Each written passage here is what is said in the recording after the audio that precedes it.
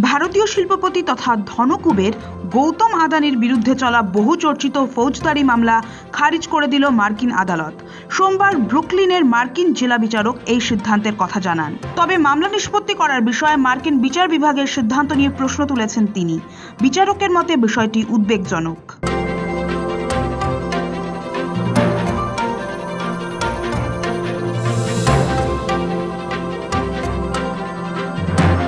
মার্কিন আদালতের এই অবস্থান গৌতম আদানির জন্য নিঃসন্দেহে বিরাট স্বস্তির। জালিয়াতি ও ঘুষ দেওয়ার অভিযোগ ছিল ভারতীয় ধনকুবেরের বিরুদ্ধে। দিন কয়েক আগেই মার্কিন বিচার দফতর জানিয়েছিল তারা এই মামলা এগিয়ে নিয়ে যেতে আগ্রহী নয়। অবশেষে সোমবার আনুষ্ঠানিকভাবে এই মামলা খারিজ হয়েছে।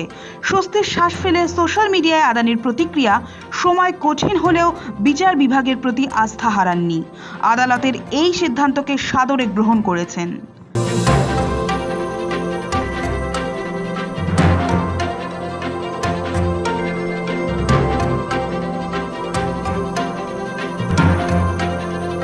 গৌতম আদানির অভিযোগ ছিল, গৌতমের মালিকানাধীন আদানি গ্রিন এনার্জি লিমিটেড বাজারের চেয়ে বেশি দামে সৌরবিদ্যুৎ বিক্রির বরাত পেতে অন্ধ্রপ্রদেশ সহ ভারতের কয়েকটি রাজ্যের সরকারি আধিকারিকদের ঘুষ দিয়েছিল, যার মধ্যে মন্ত্রী, জনপ্রতিনিধিরাও রয়েছেন।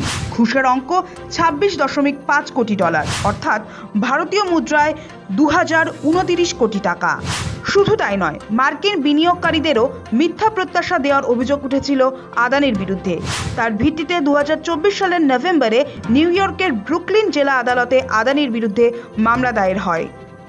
যদিও প্রথম থেকে যাবতীয় অভিযোগ অস্বীকার করেছে আদানি গোষ্ঠী, তবে চলতি বছরের শুরুতে জানুয়ারি মাসে আমেরিকা থেকে সমন পাঠানো হয় গৌতম ও তার ভাইপো সাগর আদানিকে। তদন্তে সহযোগিতার বার্তা দেন তারা। তার কয়েক মাস পরেই মামলা থেকে সরে দাঁড়াতে চায় মার্কিন বিচার দফতর। তাদের মতে আন্তর্জাতিক এই ইস্যু মার্কিন আদালতের যুক্তিসহ প্রমাণ করা বেশ কঠিন। আপাতত এই ইস্যুতে মামলা চালিয়ে নিয়ে যাওয়া অর্থহীন। মার্কিন প্রশাসন যে আদানির বিরুদ্ধে মামলা টানতে চাইছে না তা মে মাসে প্রকাশ্যে এসেছিল। ব্রুকলিনের আদালতে সরকারি কৌশলী এক প্রকার নজিরবিহীনভাবেই আদানির বিরুদ্ধে চলা ঘুষ মামলা খারিজ করে দেওয়ার আর্জি জানান। যাবতীয় প্রক্রিয়া সম্পন্ন করে সোমবার ব্রুকলিন জেলা আদালতের বিচারক নিকোলাস গারুফিস জানান, মামলা খারিজ হয়েছে। তবে সম্মতি দিলেও এই মামলা নিয়ে কিছু প্রশ্ন তোলেন বিচারক। 2024 সালের নভেম্বর মাসে আদানি আমেরিকায় 1000 কোটি মার্কিন ডলার বিনিয়োগ করার প্রতিশ্রুতি দেওয়াতেই এই সিদ্ধান্ত কিনা তাও জানতে চান তিনি। বিচারক নিকোলাস গারুফিস মনে করিয়ে দেন যে একজন বিচারকের সরকারি কৌশলের সিদ্ধান্ত যাচাই করার ক্ষমতা সীমিত।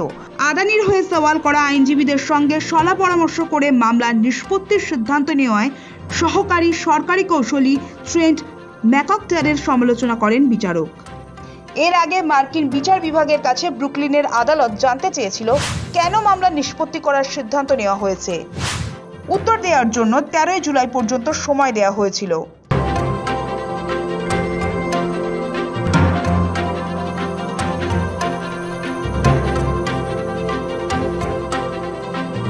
স্বাভাবিকভাবেই মার্কিন আদালতের এই রায়ে স্বভাবতই স্বস্তি পেয়েছেন ভারতীয় শিল্পপতি। এক্স হ্যান্ডেলে লিখেছেন, বিচার ব্যবস্থার প্রতি ভরসা ও শ্রদ্ধা রয়েছে। কঠিন সময়ে সত্য, ন্যায় বিচার ও আইনের শাসনের উপর আস্থা হারায়নি। ডোনাল্ড ট্রাম্প দ্বিতীয়বারের জন্য মার্কিন প্রেসিডেন্ট হওয়ার পর হাই প্রোফাইল অভিযুক্তদের নাম রয়েছে এমন বেশ কয়েকটি মামলা খারিজ করার আর্জি জানিয়েছে আমেরিকার বিচার বিভাগ।